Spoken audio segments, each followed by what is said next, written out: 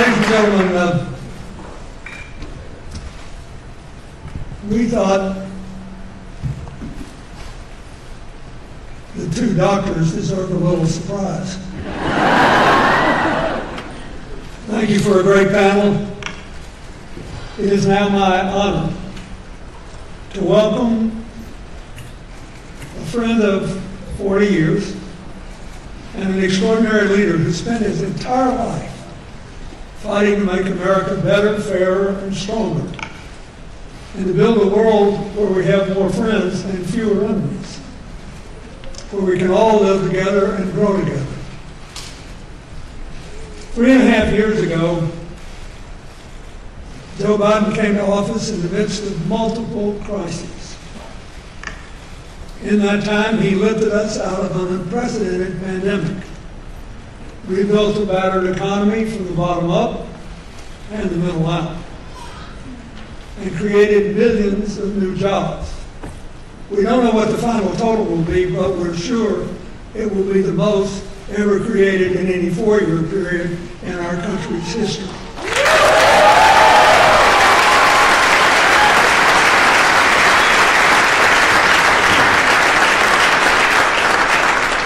And he's defended democracy in America and around the world.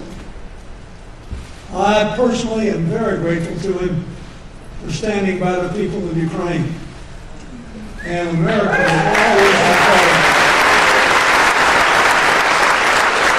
And he has strengthened our alliances for freedom and security all over the world. And he shepherded the passage of the most significant climate legislation in American history.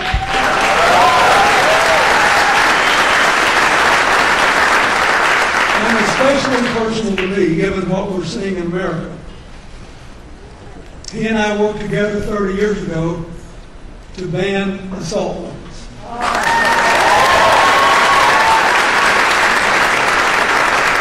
And as president, he signed the first major gun safety law passed since then.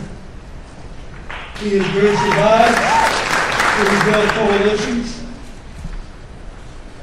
We had an agreement with the most conservative Republicans in the Senate to control immigration that was undocumented and to properly vet all those who were waiting in line.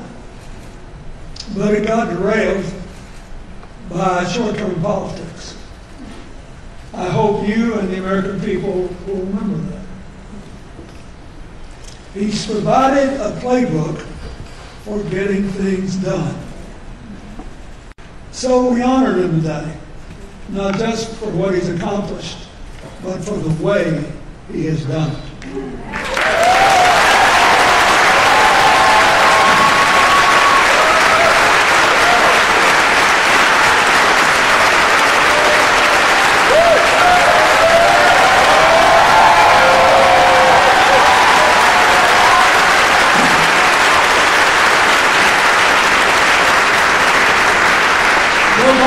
This country with uncommon decency and goodness and grace, and never allowed personal tragedy to harden his heart. Only growing deeper in his humanity, helping others to survive their sorrows, so ultimately they can dream their dreams.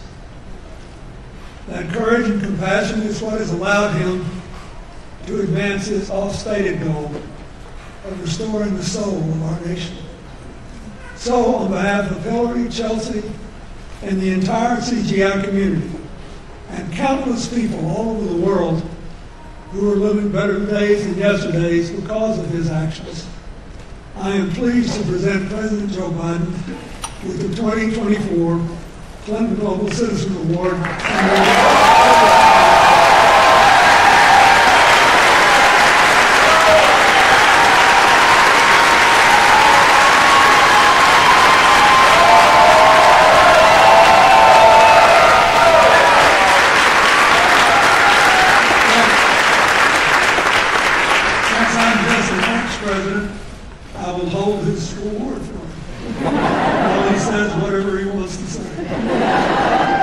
Thank you, Mr. President.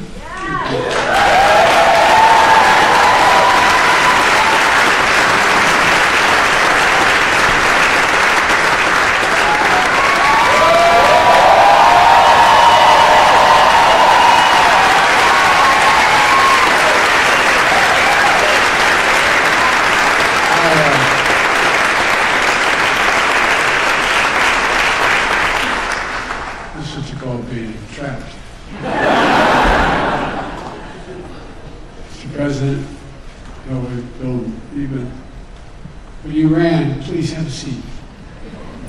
I'm not going to be long. Because I didn't think I was going to be talking about it.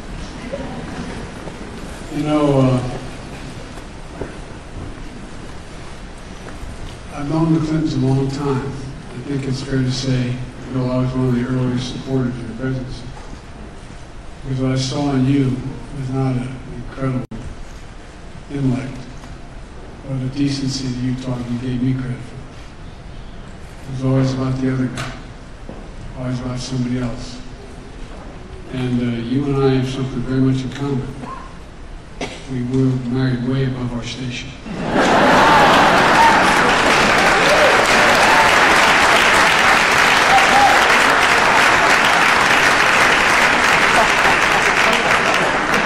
I'm Joe Biden's husband, he's Hillary Clinton's husband.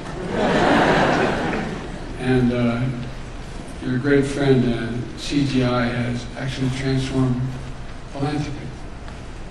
Hillary, I want to thank you, and I maybe shouldn't do this publicly, but thank you personally for the way you have helped me, the way you've spoken up for me, with such passion. I can't tell you, that's Jill. Anyway, I love it.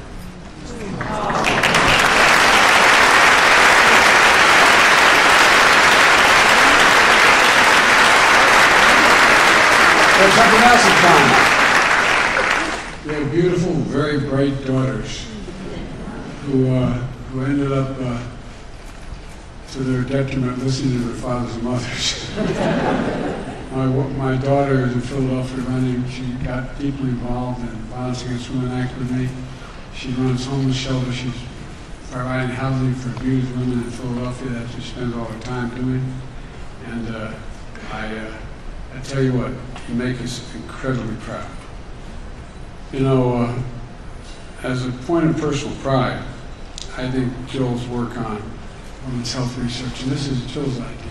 I mean, this was Jill's movement that was going to go down as one of the most significant programs in our administration. So I want to thank you for being here, especially Chelsea. Thank you.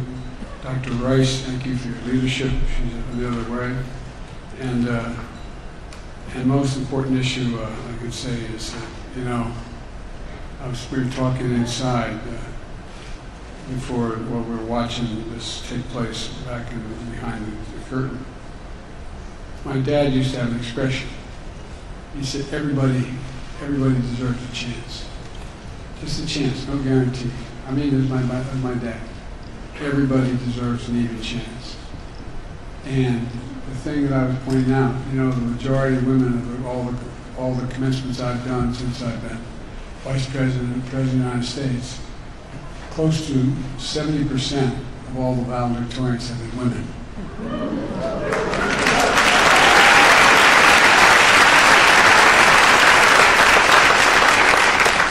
And so, folks, thank you for everything. Thank you for supporting CGI. Thank you for what you've been doing. And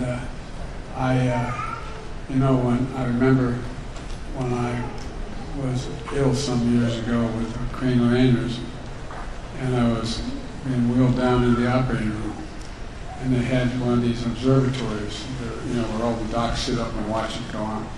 And before they started to put me under, I said, will all the Democrats please raise their hand? I did. I asked Nancy Dallas on the way down, I said, what are my chances? No, they're good. They're between, you know, 30 to 50%. And I said, good. After it was all over, we were discussing whether it's congenital, that an aneurysm is congenital or environmental. And he just looked at me and said, I don't know. I was trying to explain to him. I said, just do what you have to do. And he looked at me and he said, you know what your problem is, Senator? I said, no. He said, you're a congenital optimist. I am congenitally optimistic about this country. I really am. We're good people. We really are. We just have to live up to what we expect of others. So thank you all very much. I'm glad.